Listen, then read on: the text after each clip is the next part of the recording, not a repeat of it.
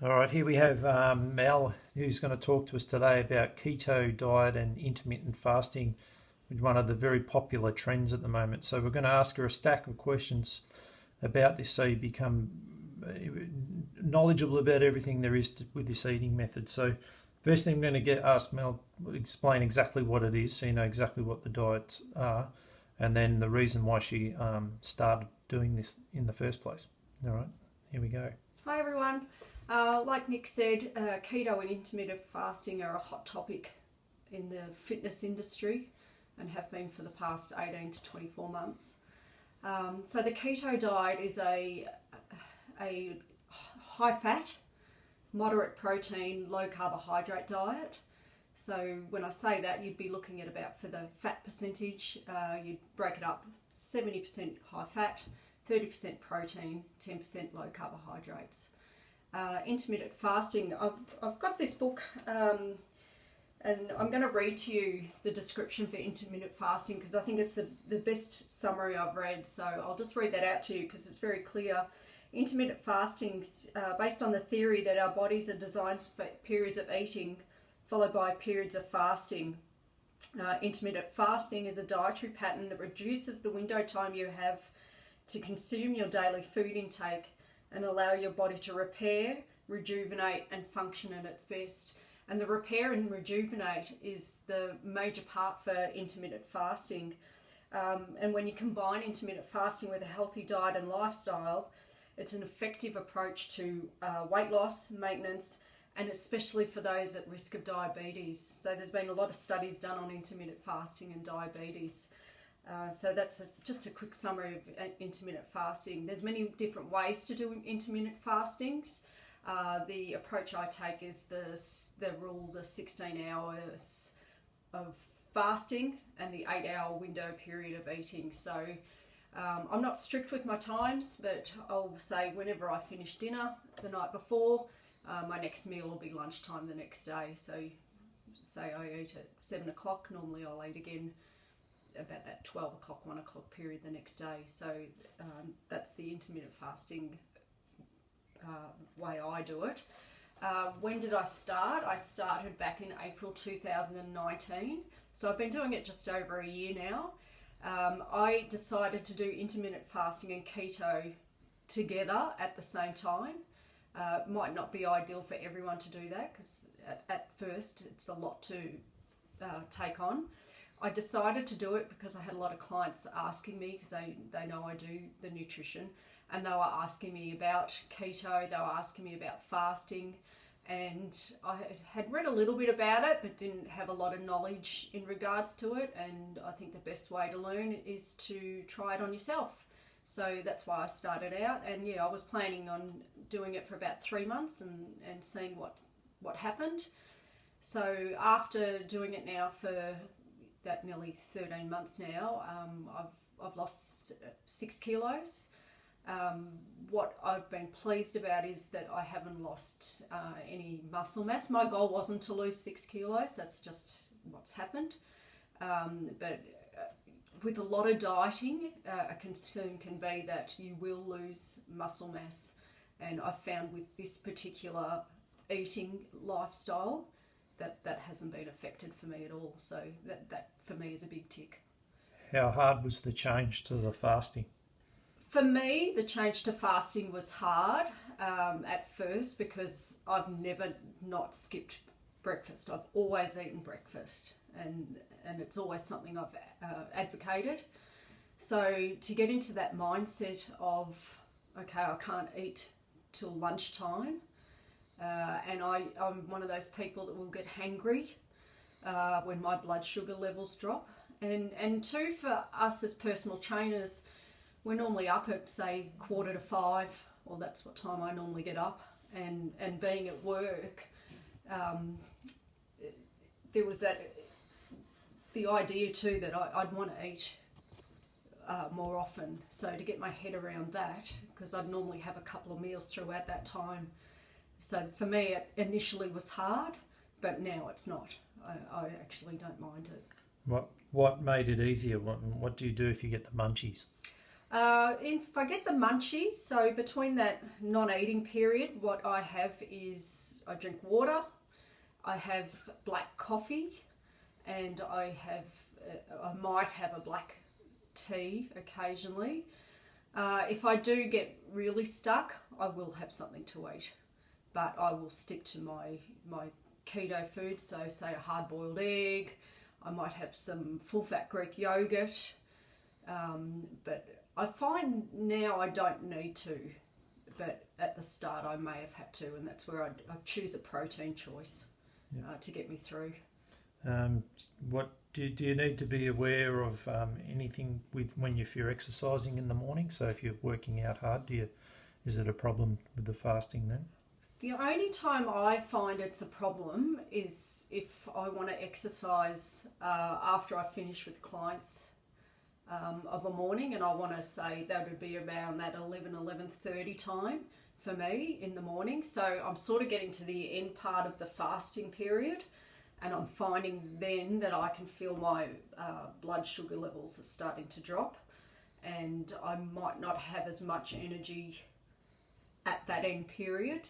I find for me, when I train in the mornings, and I do prefer to train in the mornings, that the earlier in the morning I can get it done, the more energy I have. So that's where I found, for me, training earlier is more effective for me. And how important is the food with relation to the fasting? Can you just eat anything and just in the 8 hours, or is it important to have the food right? It's massively important to have the food right, and that's where a lot of people get intermittent fasting wrong. So a lot of people don't combine keto and intermittent fasting. They'll do one or the other. So I was finding the clients that were just doing the intermittent fasting, and so there's two problems. People don't stick to intermittent fasting long term. They might want the quick results, and you will get the quick results, but as soon as you switch back to not fasting, you'll put that weight back on. The other part that they were getting it wrong was with the eating. So in that 8-hour window, they would eat whatever they wanted, and that's just not going to work. You need to eat correctly, and that's where I find the keto, for me, works well with it, because it is all healthy, low carb food. So it is very important that you eat well in that 8-hour period. So when you mean eat well, do you mean like you're eliminating the carbohydrate, the high energy? Yes, that's correct. Sorry, yeah, you're eliminating junk food. As Nick mentioned, high energy carbohydrates. So your breads, your pastas, your rices, potatoes. I have a lot of low energy carbohydrates in my food, so a lot of green vegetables, a lot of green salads, low energy carbs, for example, would be like your cauliflowers, as I mentioned, green vegetables, broccoli. So I would think of above ground vegetables as low energy.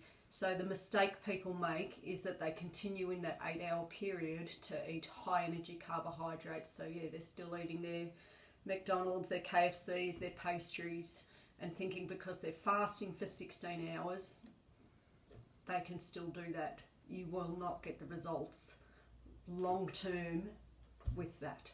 Yep. How long will it take to work? So what I've found, and having now done it, like I said, for the 13 months, if you were going to start doing something like this, you really need to do it correctly for 2 to 3 months. So you've got to stick at it for at least 3 months, and then you'll start to see the results. Like I said earlier in the video, I wasn't doing this to lose weight. I thought maybe 2 or 3 kilos. That's what I was sort of hoping for.